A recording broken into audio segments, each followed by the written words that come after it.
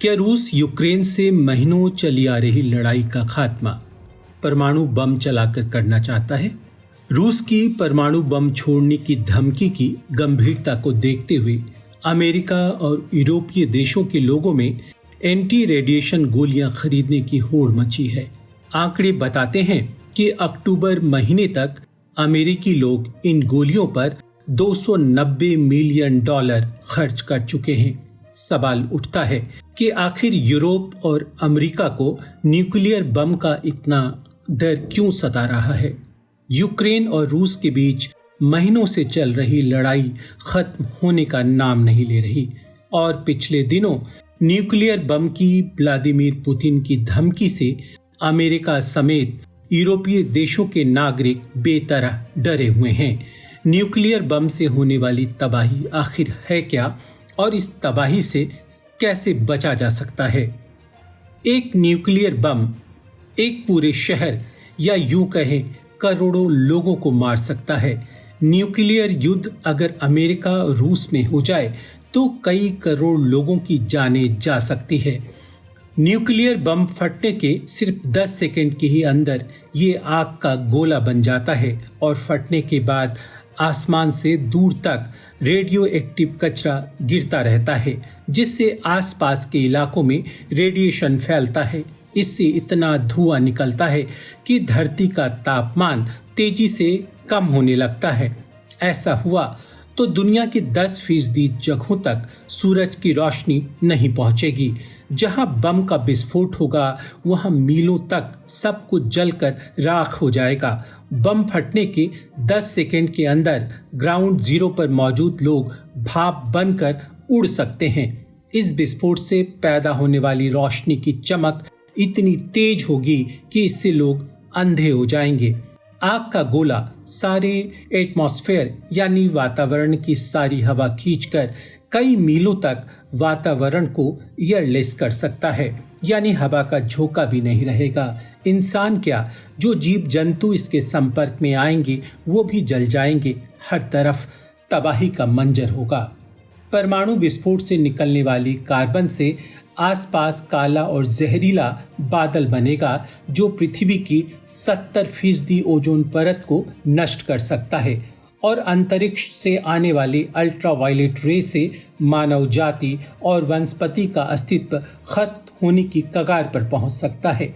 वैज्ञानिकों की माने तो ऐसे जहरीले बादल को छटने में कई साल लग सकते हैं और इसकी वजह से धूल भरे तूफान और एसिड की बारिश भी निरंतर होती रह सकती है। भविष्य में पैदा होने वाले बच्चे भी किसी न किसी बीमारी के साथ पैदा होंगे और धूल भरे वातावरण के कारण लोग जल्द ही मौत के मुंह में समा जाएंगे। विस्फोट होने के बाद के 10 सेकंड ही जो बचाव करने के सबसे कारगर वक्त है। परमाणु हमले के इस 10 सेकंड के दौरान अंडरग्राउंड यानी बेसमेंट या बंकर में जाकर ही जान बचाई जा सकती है। दरअसल परमाणु बम धमाके के बाद हवा में रेडियो एक्टिव तत्व I-131 तैरने लगता है।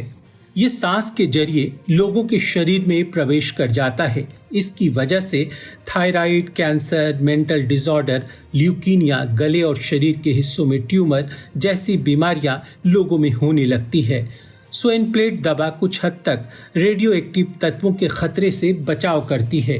यूरोपीय देश जैसे पोलैंड रेडियो एक्टिव खतरे की गंभीरता को देखते हुए और उससे निपटने के लिए आयोडीन की गोलियां अपने नागरिकों को उपलब्ध करा रही है। यूक्रेन में 55 लाख गोलियां भेजी गई है। Britain, Finland, Ukraine, Italy, France जैसे देशों में पुतिन के बयान के बाद आयोडीन की गोलियों की मांग बेहद बढ़ चुकी है। पुतिन ने साफ कहा है कि वे कोई गिदड़ भभकी नहीं दे रहे। अपने देश की रक्षा के लिए परमाणु हथियारों के इस्तेमाल करने से वे नहीं चूकेंगे। पुतिन की इस धमकी को अमेरिका ने बेहद गंभीरता से लिया है और अमेजन यूएस इंक से आयोडीन की खरीदारी का ऐलान भी किया है। आपको बता दें कि 9 देशों के पास परमाणु हथियार हैं, जिनमें अमेरिका के पास 5500, रूस के पास 6257, यूके के पास 225, फ्रांस के पास 290, चीन के पास 350, भारत के पास 160, पाकिस्तान के पास 165, उत्तर कोरिया के पास 45 और इजराइल के पास 90 ऐसे घातक हथियार हैं।